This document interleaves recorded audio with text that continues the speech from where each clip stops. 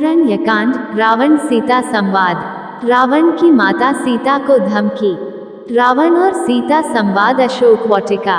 रावण की माता सीता को धमकी यहाँ तक आने का मनोरथ भी कर सके, तू उसे विस्मृत कर दे। विशाल लोचने, तू मुझे पति के रूप में अंगीकार ले। समुद्र से घिरे 100 योजन विस्तार वाले अपने इस राज्य को मैं तुझे अर्पित कर दूंगा।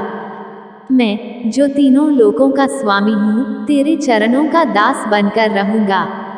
मेरी समस्त सुंदर रानियां तेरी दासी बनकर रहेंगी। समस्त देव, दानव, नर, किन्नर जो मेरे दास हैं, तेरे दास बनकर रहेंगे। तेरे पहले के दुष्कर्म तुझे वनवास का कष्ट देकर समाप्त हो चुके हैं और अब तेरा पुण्यकर्म ही शेष रह गया है। अब मेरे साथ यहाँ रहकर समस्त प्रकार के पुष्पहार, दिव्य गंध और श्रेष्ठ आभूषण आदि का सेवन कर। सुमुखी, तेरा यह कमल के समान सुंदर, निर्मल और मनोहर मुख शोक से पीड़ित होकर शोभाहीन हो गया है। मुझे स्वीकार करके उसे पुनः शोभायमान कर। धर्म और लोकलाज का भय निर्मूल है। यह सब मात्र तेरे मिथ्या विचार हैं।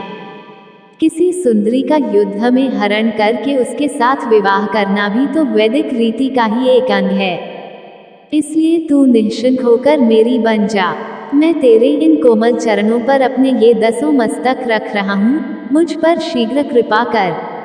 रावण के इन वचनों को सुनकर शोक से कष्ट पाती हुई वैदेही अपने और रावण के बीच में तिनके का उठ करके बोली, हे नराधम, परम पराक्रमी, धर्मपरायण एवं सत्य प्रतिज्ञा दशरथ नंदन श्री रामचंद्र जी ही मेरे पति हैं। मैं उनके अतिरिक्त किसी अन्य की ओर दृष्टि तक भी नहीं कर सकती।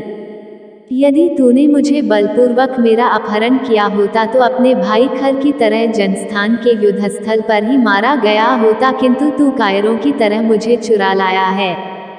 तेरे इस अनर्गल प्रलाप से ऐसा प्रतीत होता है कि अब लंका सहित तेरे विनाश का समय आ गया है।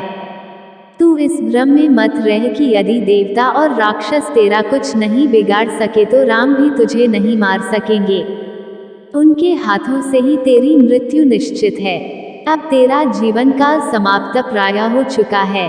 तेरे तेज, बल और बुद्धि तो पहले ही नष्ट हो चुके हैं, और जिसकी बुद्धि नष्ट हो चुकी होती है, उसका विनाश काल दूर नहीं होता।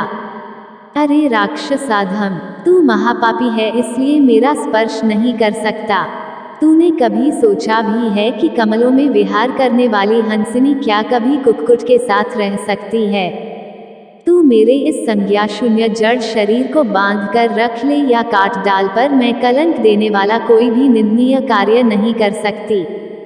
सीता के कठोर एवं अपमानजनक वाक्य सुनकर रावण कुपित होकर बोला, हे मनोहर हास्य वाली भामिनी, मैं तुझे 12 माह का समय देता हूँ। यदि 1 वर्ष के अंदर तू स्वेच्छापूर्वक मेरे पास नहीं आई तो मैं तेरे टुकड़े टुकड़े कर दूंगा। फिर वह राक्षसनियों से बोला, तुम इसे यहाँ से अशोक वाटिका में ले जाकर रखो और जितना भय और कष्ट दे सकती हो दो। लंकापति रावण की आज्ञा पाकर राक्षसनियां सीता को अशोक वाटिका में ले गईं। अशोक वाटिका एक रमणीय स्थल था, किंतु पति वियोग और निशाचरी दुर्व्यवहार के कारण सीता वहां अत्यंत दुखी थी।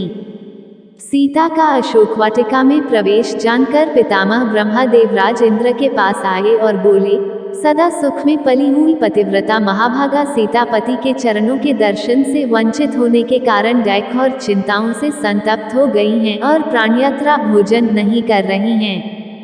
ऐसी दशा में निस्संदेह वे अपना प्राण त्याग कर देंगी। अतः तुम शीघ्र लंकापुरी में प्रवेश करके उन्हें उत्तम हविष्य प्रदान करो। ब्रह्मा जी के आज्ञानुसार इंद्र तत्काल लंकापुरी पहुँचे। उन्होंने निद्रा देवी की सहायता से समस्त राक्षसों को मोहित कर दिया। फिर वे सीता के पास जाकर बोले, हे देवी, आप शोक न करें, मैं शचीपति इंद्र राम की सहायता करूंगा।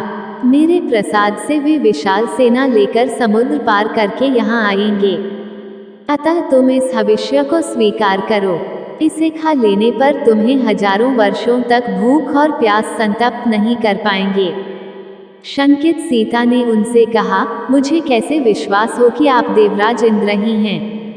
इस पर देवराज इंद्र ने समस्त देवोचित लक्षणों का प्रदर्शन करके सीता की शंका का निवारण कर दिया।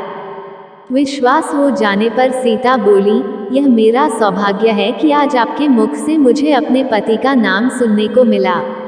आप मेरे लिए मेरे श्वसुर दशरथ और पिता जनक के तुल्य हैं। मैं आपके हाथों से इस पायसरूप हविष्य दूध से बनी हुई खीर को स्वीकार करती हूँ। यह रघुकुल की वृद्धि करने वाला हो।